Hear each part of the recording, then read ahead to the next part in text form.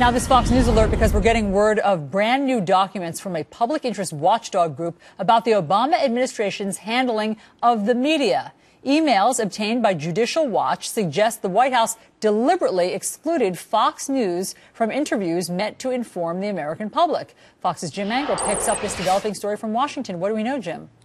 Hello, Allison. Well, in the early days of the Obama administration, it had a confrontation with the entire press corps over an effort to exclude Fox from an interview with Kenneth Feinberg, who was then the executive pay czar. Now, the White House denied it was intentional, but Judicial Watch filed a Freedom of Information request that sheds new light on the matter. Listen.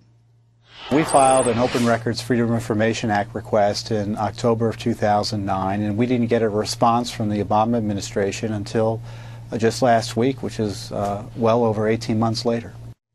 Now, at the time, various officials flatly denied there was any attempt to exclude Fox. It first offered interviews to just the three big networks, which decided to make it a pool, meaning one camera shooting for all three networks. But then officials decided to expand access to include CNN and possibly other cable networks, but not Fox. An email from Dag Vega, Director of Broadcast Media at the White House, to Jenny LeCompte, then Assistant Secretary for Public Affairs at Treasury, shed some light on this, with Vega writing to her saying, quote, "Let me know which cables you add, and we'd prefer if you skip Fox, please." It is not clear who "we" refers to, but hostility to Fox is obvious in the emails. One press aide talked of putting a dead fish in Fox's cubby. When asked at the time, President Obama himself seemed to classify Fox News as different from other news organizations. He told NBC that, quote, "If media is operating basically as talk radio format, then that's one thing, and if it's operating as a news outlet, then that's another." Of course, he does not make that distinction with either CNN or